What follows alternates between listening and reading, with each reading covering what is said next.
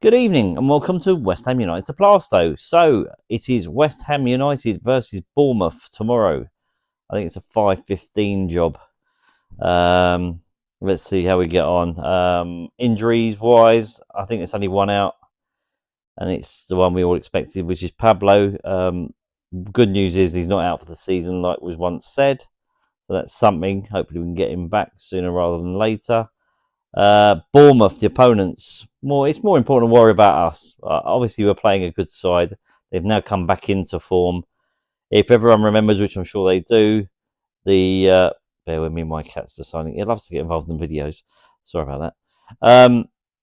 So the first game away at Bournemouth, 2-0 up, two great goals. Well, one just pinged on the turn from Callum Wilson. 2-0 up at half time, looking comfortable.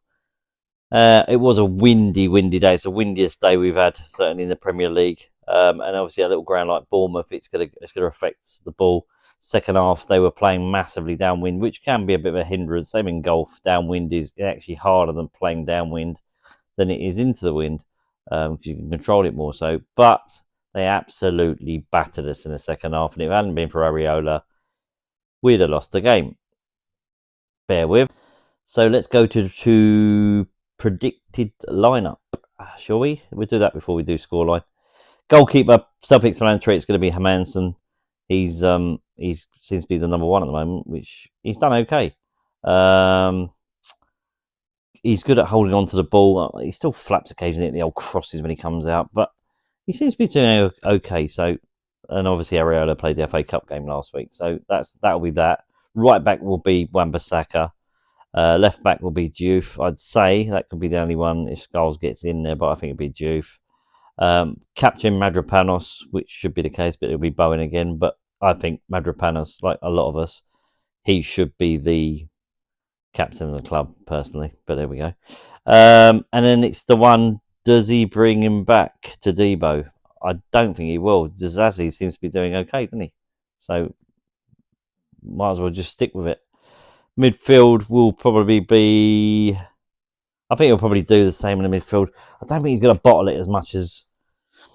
I'm thinking about the forwards more than the midfield at the moment. But I think the midfield will be Souček and Fernandez, the old general in the middle. And then Somerville and Bowen. But then I think he'll put Wilson and Tati up front. I don't think he'll put another one in the midfield. I don't think he will. Obviously, Potts is now suspended for 3 games after a silly red card. No need for it.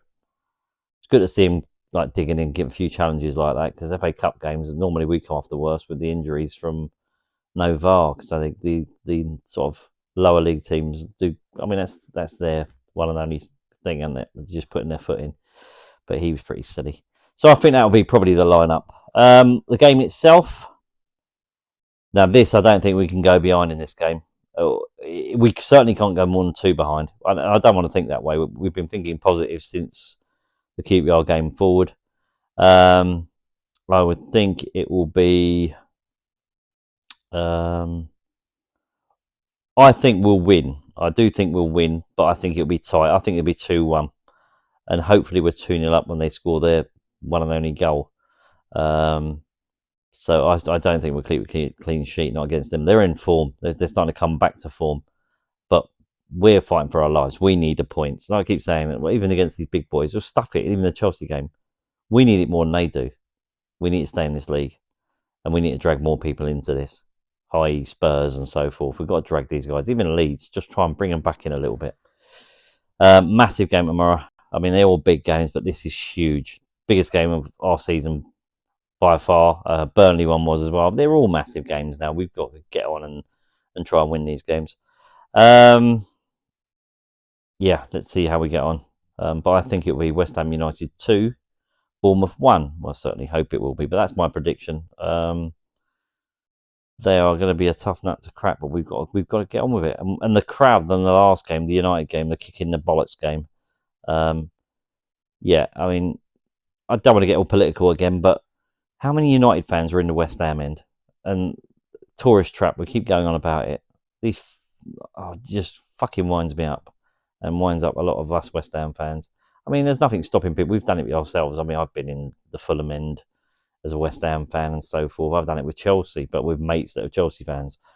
But it was just the amount of Man United fans that were in there, all coming out the woodwork because obviously they'd won a couple of games, and now they're all Man United fans again, and they're all from obviously the London area. All right, they're a big club, I get it, but at the same point, yeah, really. So concerns on safety there. They're banning. I mean, they're banning all sorts.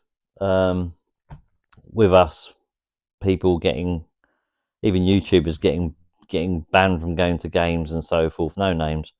You know who has been banned. And it's just ridiculous for banners. Couple of banners. Anyway, I'm not going to waffle on that too much, but yeah, I just think the club needs to sort itself out, and they're trying to blame the London Stadium for this, that, the other, and then not trying to put the blame on themselves. But yeah, we just got to keep doing what we're doing, and then someone's going to get hurt. And like saying, if the certain teams come up, you know who I'm talking about, and they get in our end, or if we go down and they don't come up, there's going to be some serious shit down there. The police, well, stewards won't be able to handle it. They'll have to get the police involved. Right, enough of that chat. Please like and subscribe. I know I don't come on here very often. I do certainly leading up to a game and technically a couple of days after the game, but this week's been a bit longer. Hence, I only did the FA Cup game review today because I've been extremely busy this week. Being a golf pro, weather's not great, but yeah, I've still been fairly busy. I'm going to continue doing it. I know I haven't got 1 million subscribers and all the rest of it, and I just have a quick chat, and there's loads of people doing YouTube stuff with West Ham, with just in general. But I'm going to continue doing this certainly till the end of the season. It's a way of me venting. Hopefully I'll get some interaction. I don't want to shut the channel down because when I've started the channel, we seem to be doing okay. So I'm going to carry on the channel until the end of the season. Hopefully we survive and then decide whether to carry on or not. For you who are listening to me right now, thanks very much. Much appreciated. Please give me a like if you wouldn't mind. It'd be much appreciated. I wanted to get some sort of interaction. I know you've got to build a channel up. It's the same as my golf one, VAS Golf. Being I'm in the UK, the weather's not great. The winter, it just really slows down. So any momentum you build up, it just gets crushed because I can't be going abroad every 5 minutes filming. So yeah, it's good for you that are here. I'm thanking you so much. Like I said, it's for me to vent, and obviously my thoughts on the games. And I'd like to obviously, like I keep saying, I'd like to hear even just a few comments underneath. Would be great. Bit of interaction. But thanks again for those of you that do look into these videos. Obviously, come on, you Irons. Let's see if we can get this 3 points, much needed, and we keep going.